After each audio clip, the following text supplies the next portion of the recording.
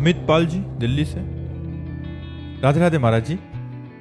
महाराज जी आप माया से बचने के उपाय बताते हैं, तो महाराज जी कह रहे हैं कि इनको दोहरी माया ने घेर रखा है, एक तो भगवान की माया, दूसरी इनकी अर्धांगिनी जिनका नाम भी माया है। तो हमें लगता है कि दोनों माया हमारे लिए बाधक नहीं है। बाधक जब हम वासना का शासन नहीं कर पाते हैं, चाहे बाहर की माया हो चाहे अंदर की माया हो, तभी हम परेशान होते हैं। अगर हम वासनाओं पर शासन करके और उसको अनुकूलता दे, जैसे समाज में है, हम समाज को अनुकूलता देने की सोचे तो कोई माया नहीं, और पत्नी को अनुकूलता देने की सोचे तो कोई माया नहीं। प्रतिकूल मत होना, अनुकूल बने रहना। अभिमान करके नहीं निकल सकते हो, भगवान की देवी शक्ति है, सर झुका के निकल सकते हो। भले पति प्राणेश्वर हो उनके, लेकिन थोड़ा नम्र रहना। तो इसलिए भगवान का नाम जप करो और सबको अनुकूलता प्रदान करने की कोशिश करो। और अर्धांगिनी अपना प्राण होती है, जैसे हम अपने प्राणों का पोषण करते हैं, ऐसे अर्धांगिनी का पोषण करो। वो माया आपको बाधा नहीं पहुंचाएगी, वो आपकी अर्धांगिनी है, आपका सहयोग करेगी, आपको सुख प्रदान करेगी। लोक और परलोक के लिए वो संगिनी है, उसे निषेध मत समझिए। और देखो बाहर की भी माया, इसी माइक से हम भगवान का नाम और भगवान की चर्चा करते हैं, तो बंधन ही हो गया। तो जो प्रतिकूल व्यवहार किया जाए तो वो माया निंदनीय, और जो अनुकूल व्यवहार किया जाए तो माया बंधनीय हो जाती है कि नहीं। तो माया तो बंधनीय है। माया ने हमें शरीर दिया, माया ने शरीर पोषण के लिए भोजन दिया, माया ने हमारे मनोरंजन के लिए संसार रचा। निषेध क्या है? गलत आचरण, गलत व्यवहार, गलत चिंतन, गलत क्रिया। अगर ये छोड़ दी जाए तो माया आनंदमयी है, दुखद कहाँ है? दुखद है हमारे पाप, हमारे गलत आचरण, हमारी गलत सोच, हमारी गलत चेष्टा। इसी को तो संभालने के लिए सत्संग हो रहा है। अगर ये छोड़ दो तो माया माँ है। जैसे माँ अपने बच्चे को दुलार करती है, ऐसे माया हमारा पोषण करती, शोषण नहीं करती। शोषण करते हमारे विचार, हमारी क्रियाएं, हमारे आचरण। हम उनको सुधार ले, अपने विचारों को सुधार ले, अपने आचरणों को सुधार ले, गंदी बातों को सुधार ले, बस बढ़िया हो गया। कोई माया परेशानी नहीं। क्या परेशानी? अगर ये माया ना होती तो बैठे कहाँ होते? अगर ये माया ना होती तो इतनी आवाज कैसे सुनते? अगर ये माया ना होती तो तुम प्रेमानंद की आवाज भी नहीं सुन सकते थे, क्योंकि इस ढांचे के अंदर जो तत्व है उसको तो हम जान नहीं पाएंगे। हम बाहर जो निकलेगा वो समझ पाएंगे। तो बाहर जो वाणी निकल रही वो माया से। ये वाकेंद्री भी माया है, मन भी माया है, बुद्धि भी माया है। ए भाई, माया निषेध नहीं है, गलत आचरण निषेध है, गलत चिंतन निषेध है, गलत क्रिया निषेध है। जैसे देखो, बर्फी माया है, लेकिन ठाकुर जी को भोग लगा देते तो हाथ फैलाने का मन होता है ना, ए भाई थोड़ी सी देना हमको। क्यों? क्योंकि वो भगवान को समर्पित हो गई। तो नाथ सकल संपदा तुम्हारी, मैं सेवक समेत सुत नारी। कहाँ माया परेशान करेगी? आनंद ही आनंद हो जाएगा। अगर आप स्वामी बनोगे और अहंकार पूर्वक उसे दासी समझोगे, मनमानी आचरण कराना चाहोगे, तो फिर माया अपना रूप दिखा देगी। और अगर आप दास बनकर सेवा करोगे तो आपकी सेवा करती रहेगी, आजीवन आपको सुख पहुंचाती रहेगी। प्रीत जी इंदौर से। महाराज जी आपके चरणों में कोटि कोटि प्रणाम। महाराज जी, सबकी ममता ताग बटोरी, मम पद मन ही बांध बरी डोरी। महाराज जी इस पद को या इस श्लोक को कैसे अपने जीवन में उतारे महाराज जी? देखो, सबसे प्रथम बात तो है, खूब संतों का संग करो। जैसा संग करते हैं वैसा ही रंग चढ़ता है। संत भगवान के चरणारविंद की अनन्य ममता से युक्त होते हैं। जब हम उनका संग करते हैं, जो लोक में जननी जनक बंधु सुत दारा, तनुधन धाम सुहृद परिवारा, यह हमारा जो ममत्व लगा हुआ है, ये उनके उपदेश से प्रकट हुए विवेक के द्वारा नाश होता है। जो ममता हम कहते हैं वो मोह से हुई है। जागतिक ममता का कारण है मोह, और मोह को नष्ट करने का बल लगता है विवेक। और विवेक का प्रादुर्भाव होता है सत्संग से। बिन सत्संग विवेक न होई। बिना साधु संग के विवेक नहीं जागृत होता, और बिना विवेक के समस्त मोह का नाश नहीं होता। और मोह गए बिनु राम पद होए न दृढ़ अनुराग। जब तक मोह का नाश नहीं होता तो भगवान के चरणों में दृढ़ ममता नहीं हो सकती। इसलिए खूब सत्संग सुनिए, नाम जप कीजिए, शास्त्रों का स्वाध्याय कीजिए, पवित्र भोजन पाइए, पवित्र आचरण रखिए, तो धीरे धीरे हृदय की मलिनता नष्ट होगी और प्रभु से अपनापन होने लगेगा। जैसे जैसे हमें भजन का अनुभव होगा वैसे वैसे सब ममता नष्ट होती चली जाएगी। अगर ममता हमारी प्रभु के चरणों में हो गई, बस हम माया पर विजय प्राप्त कर लिए। सबसे कठिन बात है प्रभु से प्यार होना, प्रभु से अपनापन होना।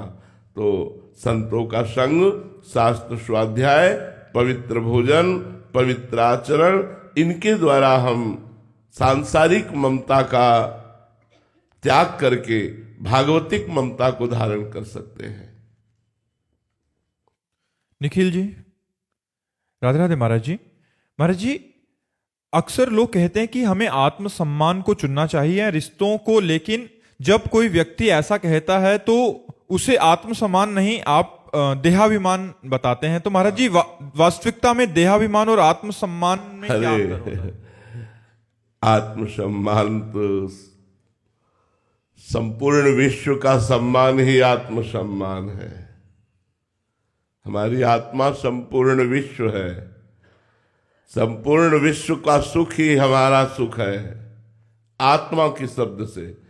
और जब हम देहाभिमान से युक्त होते हैं तब लगता है कि सब कुछ तो ठीक है लेकिन अपमान नहीं सह सकते। लेकिन आत्मसम्मान वाला स्वयं अपमान को सहकर दूसरों को सम्मान देता है। सबहि मान प्रद आप अमानी, ये आत्मसम्मान है।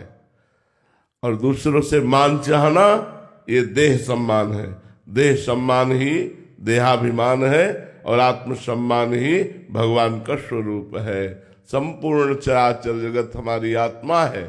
सर्वे भवन्तु सुखिनः, सर्वे सन्तु निरामयाः, सर्वे भद्राणि पश्यन्तु, मां कश्चित् दुःखभाग् भवेत्। यह है आत्मसम्मान। आत्मसम्मान का तात्पर्य देह के प्रति की गई जो विनम्रता है, जो प्रणाम नमस्कार है, जो सम्मान है, उसे देहाभिमान कहते हैं, उसे आत्मसम्मान नहीं कहते हैं। किसका प्रश्न है? बात समझ में आ रही है आपको? जी। निखिल जी, दिल्ली से। राधे राधे महाराज जी। महाराज जी, प्रेम व दुलार का क्या शिष्य पूर्ण अनुभव करता है, या जितना शिष्य की तरफ से प्रेम व समर्पण होता है केवल उतना ही अनुभव करता है? हाँ, समर्पण की वृत्ति से जितना आपका समर्पण होगा उतने इष्ट और गुरु का प्रेम और दुलार आपको दिखाई देगा, कृपा दिखाई देगी। ये देखो, जो भगवान से विमुख जन है, भगवान की शरण में नहीं है, उन पर भी भगवान का दुलार है, भगवान की कृपा है। सब मम प्रिय सब मम उपजाए, भगवान कहते हैं सब मेरे प्यारे हैं। लेकिन कौन भगवान के प्यार का अनुभव कर पा रहा है? भगवान कितनी कृपा की है, आपको मनुष्य जन्म दिया, आपको सब सुख सुविधाएं दी कि आप कभी एकांत में रोकर भगवान से ऐसा कहते हैं कि आपकी बड़ी कृपा नाथ। लेकिन ये वही कह सकता है जो भगवान की शरण में है, और जितना समर्पण है उतना ही वो कृपा का अनुभव करता है। जितना समर्पण है उतने ही दुलार का अनुभव करता है कि प्रभु हमें बहुत प्यार करते हैं, गुरुदेव हमें बहुत प्यार करते हैं। गुरु जी देखें ना देखें, हमारे गुरुदेव भगवान का स्वभाव निरंतर अंतर्मुख रहना है। कभी कभी कई कई महीने हो जाते हो आंख उठा के नहीं देखते, लेकिन प्रतिपल प्रति क्षण हमको अनुभव होता रहता है कि मेरे गुरुदेव मुझे बहुत प्यार करते हैं। जितना हमारा समर्पण है उतना ही हमें अनुभव होगा। ये बाहरी क्रियाएं, देखना, मुस्कुराना, हाथ रख देना, आशीर्वाद, ये सब बाहरी क्रियाएं प्रेम में महत्व नहीं रखती। प्रेम हृदय का विषय होता है। जब हृदय से हृदय मिल जाता है तो अपने आप संचार होने लगता है कि मुझे कितना प्यार किया जा रहा है। ये समर्पण की वृत्ति से होता है। जितना शिष्य, जितना भक्त समर्पण करता है, उतने भगवान के प्यार और दुलार का उसे अनुभव होता है। अमित जी हरियाणा से, महाराज जी गुरु आज्ञा मिलने लगे ऐसा सौभाग्य कब प्राप्त होता है? हाँ, जब भगवान विशिष्ट कृपा करते हैं। सत्संग तो सामूहिक है, लेकिन पर्सनल आज्ञा और उपदेश जब, ये बहुत बड़ी बात है। जब गुरुदेव हमको आज्ञा देने लगे तो इसका मतलब है अपनापन, गुरुदेव ने मुझे स्वीकार कर लिया। और अगर कभी गुरुदेव हमें डांटने लगे और दंड विधान करने लगे तो नाच उठना चाहे कि अब तो गुरुदेव ने जिम्मेवारी ले ली मेरी, अब मेरा कोई बाल बाका कर ही नहीं सकता, क्योंकि गुरुदेव ने डांटा, गुरुदेव ने मुझे दंड विधान दिया, अर्थात मेरी पूरी जिम्मेवारी ले ली। लेकिन सही विवेक ना होने के कारण, बुद्धि ना होने के कारण हम गुरुदेव पर भी दोषारोपण कर देते हैं कि बिना अपराध के हमको डांट दिया। ये गलत है। गुरुदेव की कृपा जब आपके ऊपर होगी तो आज्ञा और उपदेश करेंगे और डांटेंगे भी, शासन वृत्ति रखेंगे। निहाल कर देते हैं गुरुदेव, जब देख लेते हैं ये अपना है। वो डांटते उसी को है, आज्ञा उसी को देते हैं जो अपनापन। देखो, गुरुदेव की दृष्टि तुम्हारे देह के प्रति प्रियता कितनी है इस पर रहती है। जैसे सेवा में लगे हैं, बड़ी सूक्ष्म दृष्टि से देखा जाता है कौन अपने शरीर की प्रियता को लेकर सेवा करता है और कौन अपनी सेवा की प्रियता को लेकर शरीर समर्पण करता है। जो सेवा को लेकर शरीर प्रियता का समर्पण किए वो प्राण प्यारा बनने लगता है, और जो शरीर की प्रियता को लेकर सेवा करता है वो साधारण रहता है, उनकी दृष्टि में नहीं आता। अपने लोगों की जो दृष्टि होती है वो तुम शरीर राग से युक्त होकर सेवा कर रहे हो या सेवा राग से युक्त होकर शरीर का प्रयोग कर रहे हो। तो प्रायः बहुत कम ऐसे शिष्य होते हैं जो शरीर राग का त्याग गुरु की सेवा में कर दे, गुरु की प्रियता में कर दे। प्रायः शरीर राग में, सेवा में प्रियता या शरीर में प्रियता। जिसकी सेवा में प्रियता और शरीर राग का त्यागी, वही गुरु की आज्ञा और उपदेश और शासन ये प्राप्त करने लगता है, वो निहाल हो जाता है। जिसे गुरुदेव रुद्र दृष्टि से देख ले, उसके अंदर दोष रह ही नहीं सकते। उड़िया बाबा ने अपने एक प्रियजन को 3 वर्ष के लिए दंड विधान, 3 वर्ष में ब्रह्मबोध हो गया। गुरुजन जो दंड विधान करते हैं भगवान की प्राप्ति का योग बनाते हैं। इसलिए भगवान की जब विशिष्ट कृपा होती, विशेष कृपा होती, तब गुरुजन आज्ञा और उपदेश करते। अगर किसी को गुरु आज्ञा हो जाए तो सब छोड़कर पहले आज्ञा का पालन करना, ये बहुत बड़े भाग्य की बात है कि गुरु ने आज्ञा कर दी। जी। निखिल शर्मा जी जयपुर से, राधे राधे महाराज जी। महाराज जी, प्रिया प्रीतम का सच्चा प्रेम वास्तविकता में होता कैसे है? नाम जप से। प्रेम मूल यह नाम है, प्रेम मूल यह नाम। प्रेम का मूल क्या है? बोले नाम है। प्रेमी रसिक जपत यह नाम, प्रेम मगन निज बन विश्राम। सेवक जी महाराज ने कहा, सेवक शरण सदा रहे, अनंत नहीं विश्राम। कै बानी हरिवंश की, कै हरिवंश नाम। नाम वाणी में प्रीति होना, श्यामा श्याम में प्रीति होना है। नाम वाणी जहां, श्याम श्यामा तहां। नाम वाणी सुनत, श्याम श्यामा सुबस। नाम वाणी निकट, श्याम श्यामा प्रगट। यदि नाम में प्रेम हो जाए या वाणी जी में प्रेम हो जाए, लीला गायन में प्रेम हो जाए, तो निश्चित प्रिया प्रीतम का प्रेम प्राप्त हो जाएगा। प्रिया प्रीतम के प्रेम का यही स्वरूप है नाम वाणी। और नाम वाणी में रति ऐसे नहीं होगी जब तक रसिकों का संग नहीं होगा। रेमन रसिकन संग मिन रंचन उपजय प्रेम। नाम वाणी में प्रेम तभी होगा जब रसिक महापुरुषों का संग होगा।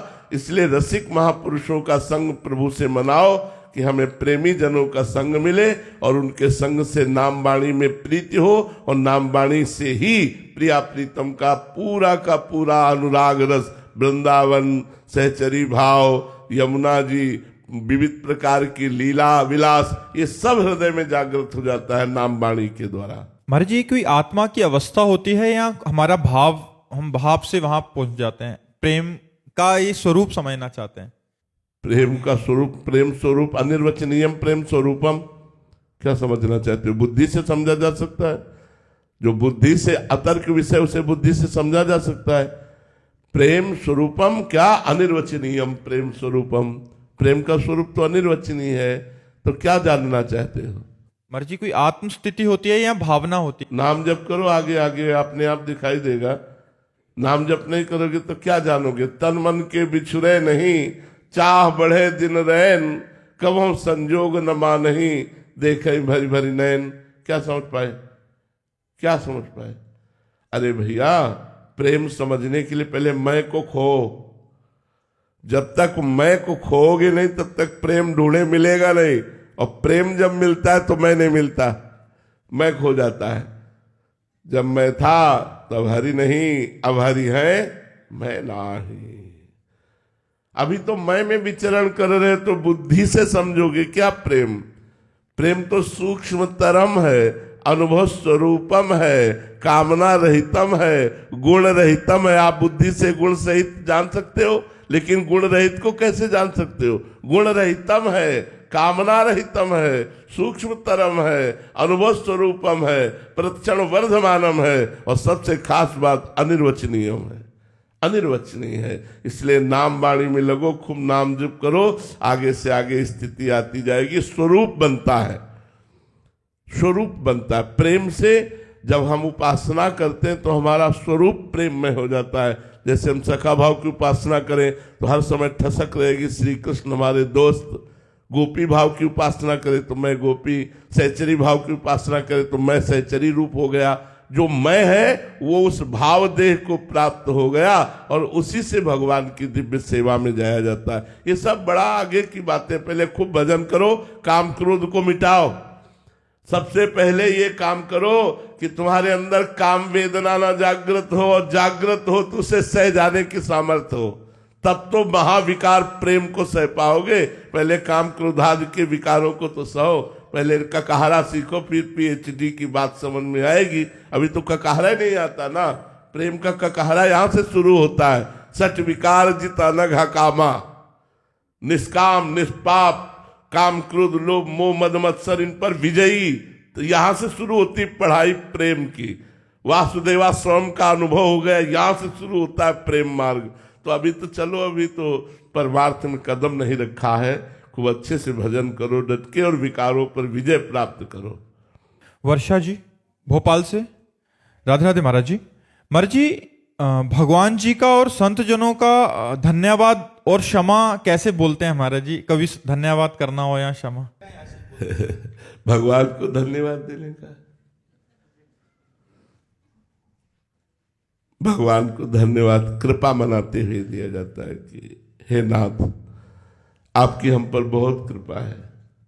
प्रभु, वैसे तो मैं आपके योग्य नहीं हूं, पर आपने जो कृपा की, आपने जो दुलार किया, मैं कोटि कोटि आपके चरणों में प्रणाम करती हूँ, और आपके ही चरण शरण में रहना चाहती हूँ। बस आप कृपा ही करते रहिए, हमारे दोष और हमारे अवगुणों को दूर कीजिए, जिससे मैं आपकी सच्ची उपासना कर सकूं। ये धन्यवाद। और संत जनों से तो बस उनके चरणों में नमस्कार करके, आपकी बहुत कृपा है हमारे ऊपर। संतों को या भगवान को ऐसे नहीं कहा जाता धन्यवाद, थैंक यू, ये भाषा नहीं बोली जाती। संतों से कृपा की भाषा बोली जाती है कि आपकी हमारे ऊपर बहुत कृपा है, आपके चरणों में बार बार प्रणाम, आपकी बहुत कृपा है, ऐसा बोलना। संतों से ऐसा नहीं कहा जाता थैंक यू, धन्यवाद, ये सब नहीं बोला जाता। भगवान और संतों से कृपा की याचना की जाती है, और कृपा में शब्दों को बोलकर उनके चरणों में नमन किया जाता है। डॉक्टर बबीता सिंह जी, महाराज जी आप कह रहे हैं कि आप एक महाविद्यालय के प्रधानाचार्य हैं। महाराज जी आप कह रहे हैं कि आज बहुत सारे युवा पीढ़ी जो कॉलेज आदि में पढ़ती है, महाराज जी वो किस तरह मतलब अध्यात्म ज्ञान से जुड़कर आगे बढ़ सकती है? क्योंकि आजकल आधुनिक शिक्षाएं, हाँ, है बहुत बड़ी समस्या, और इसका समाधान अकेले से नहीं हो सकता है। इसका समाधान माता पिता, टीचर और मित्र वर्ग ये आपस में करे तो हो सकता है। नहीं, हमारा जो नया समाज है बच्चों का, वो व्यसन और व्यभिचार दो की तरफ बहुत रफ्तार से बढ़ रहा है। बच्चों में नशा बढ़ रहा है, और व्यभिचार बढ़ रहा है। ये जब तक नष्ट नहीं होगा तब तक ना तो लौकिक उन्नति सही हो पाएगी और ना आध्यात्मिक उन्नति। हमें आज वो आए हुए थे कई टीचरगण, तो उनसे प्रार्थना की थी कि आप गुरु हैं, आप शिक्षक हैं, आप हमारे समाज को नया जीवन देते हैं ज्ञान के द्वारा, तो आप हमारे बच्चों को बचा लीजिए। जो हमारे बच्चे व्यसन में जा रहे हैं, व्यभिचार में जा रहे हैं, अगर ये दो बातें सुधर जाए तो हमारी नई पीढ़ी जो भारत के भविष्य है ये बहुत अच्छे हो जाए। छोटे छोटे बच्चे हस्त मैथुन का शिकार हो रहे, छोटे छोटे बच्चे हुक, गांजा, भांग और ड्रग्स, इन सब बातों में जा रहे, गर्लफ्रेंड, बॉयफ्रेंड, इन सब बातों, ये बहुत मलिनता छाती चले। जिस समय हमें अपने मन को एकाग्र करके पढ़ाई में लगाना है, विनयी बनना है, उत्तम विचार वाले बनना है, उसी समय अधम विचार और उद्दंडता हमारे अंदर आ जाती है। बच्चे माता पिता से कहते तुम अपने को देखो, हम अपने को संभाल लेंगे। जहां विद्या विनयम ददाति, वहां अविनय, वहां उद्दंडता। तो इसलिए माता पिता भी सहयोग करें, अपने बच्चों स्वयं धर्म से चले और अपने बच्चों को आध्यात्मिक शिक्षा दें। और टीचरों को भी चाहिए, वहां हमने प्रार्थना की कि चाहे 5 मिनट सही संतों के उपदेश बच्चों को सुनाया जाए।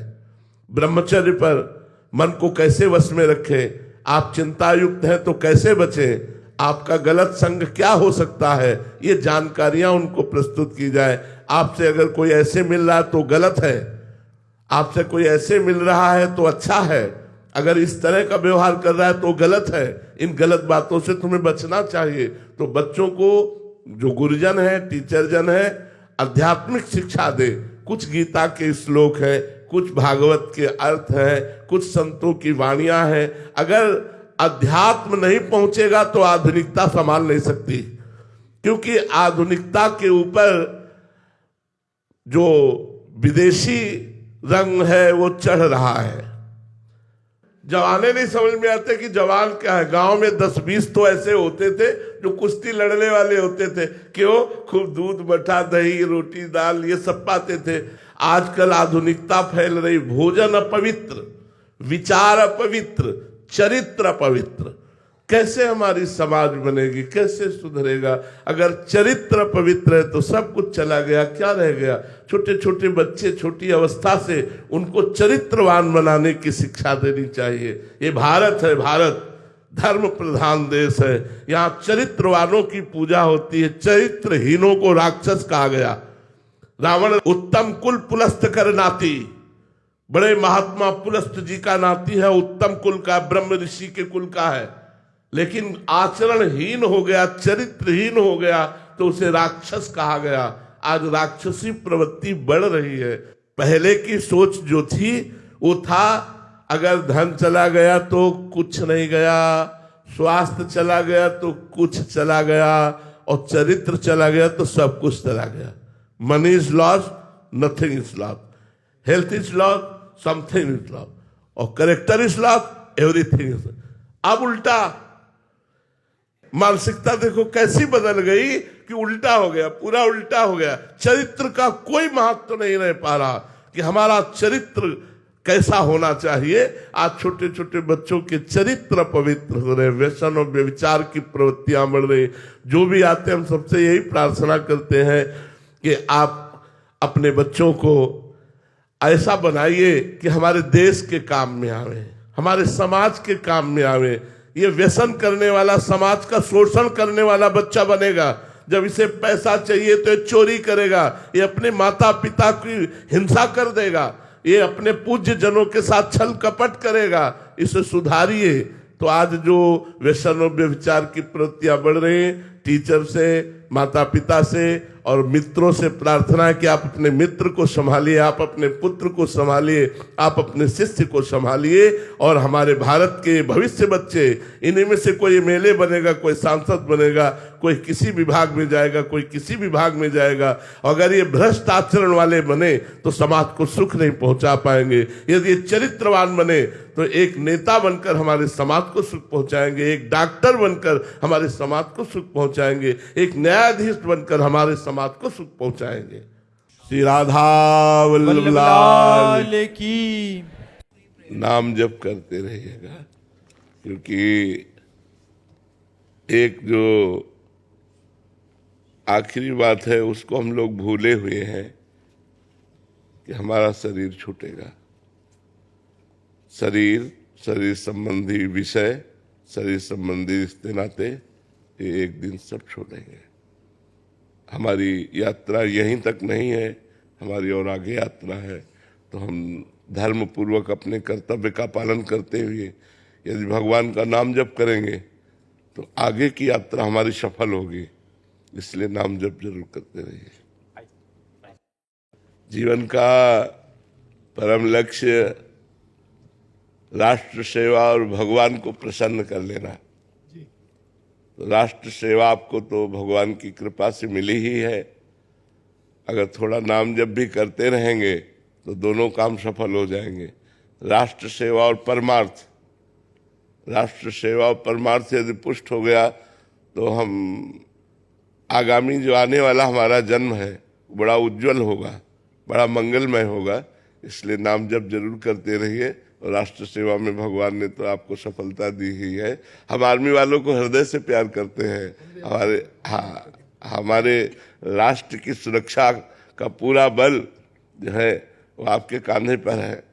अगर आप कमजोर हो गए तो हम कमजोर हो गए, आप पुष्ट हो गए तो हम पुष्ट हो गए। आप हैं तो हम सब भी बिल्कुल पुष्ट हैं। हम हृदय से अपने जवानों को आशीर्वाद देते हैं, स्वस्थ रहे और सद्बुद्धि के द्वारा हमारे राष्ट्र की सुरक्षा करते रहे। महाभारत में युधिष्ठिर जी का आपने किरदार किया था। महाभारत में धर्मराज युधिष्ठिर। आओ बैठिए, आपका स्वागत है।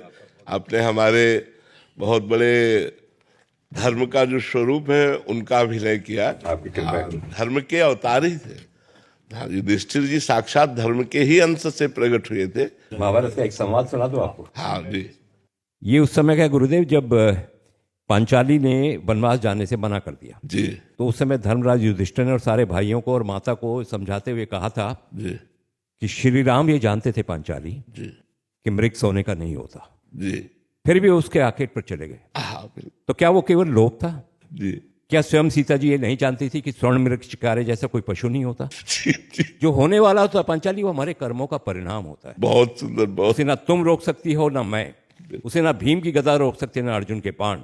इसलिए यहां से चले चलो, क्योंकि ज्येष्ठ पिताश्री को प्रतीक्षा करवाना मर्यादा का उल्लंघन होगा। बहुत सुंदर, बहुत सुंदर, बहुत सुंदर। 1988 में हाँ, अरे नहीं, बहुत जोर का पूरा भारत प्रिय है, पूरा भारत प्रिय है बहुत। आपके आगे तो एक छोटा सा संवाद जो मेरा बहुत फेवरेट है और अटल बिहारी वाजपेयी साहब का बहुत फेवरेट होता था। जी जी। जब भी मिलते थे कहते वो सुनाओ, वो वाला सुनाओ। जी जी। वो था कि कोई भी पुत्र, कोई भी पिता, कोई भी परिवार, कोई भी प्रतिज्ञा, कोई भी परंपरा राष्ट्र से ऊपर नहीं हो सकती। बहुत सुंदर, बहुत सुंदर, बहुत सुंदर। राष्ट्र से ऊपर नहीं होती। बहुत सुंदर, बहुत सुंदर। क्योंकि भीष्म प्रतिज्ञा ली थी ना भीष्म जी। तो उसको सुनाते हुए कहा था कि कोई भी प्रतिज्ञा राष्ट्र से ऊपर नहीं। बिल्कुल राष्ट्र की बात आएगी तो प्रतिज्ञा भी तोड़नी पड़ेगी। बिल्कुल बिल्कुल। बहुत सुंदर, आपका स्वागत है, हृदय से स्वागत है। देखो, जीवन का जो परम लाभ है वह संत समागम के द्वारा अपनी चित्त वृत्ति को भगवदाकार कर लेना। अगर चित्त वृत्ति श्री भगवान के नाम में, रूप में, उनके चरणों में न लगी तो हमारी विद्वता, हमारी प्रवीणता, हमारा मनुष्य जीवन व्यर्थ चला गया। इसकी सार्थकता इसी में है कि हम माया के भ्रम में न फंस करके सच्चिदानंद के प्रेम में फंसे। तो अपने अपने कर्तव्य कर्म का पालन करते हुए, जिसको जो भगवान ने वर्णाश्रम धर्म के अनुसार कर्तव्य कर्म दिया है, अपने कर्तव्य कर्म का पालन करते हुए भगवद स्मृति जागृत करनी चाहिए। उठते बैठते चलते फिरते यस्य स्मरण मात्रेण जन्म संसार बंधनात् विमुच्यते नमस्तस्मै विष्णुवे प्रभु विष्णु। जिनका स्मरण मात्र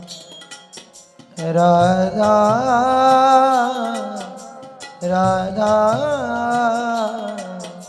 राधा राधा राधा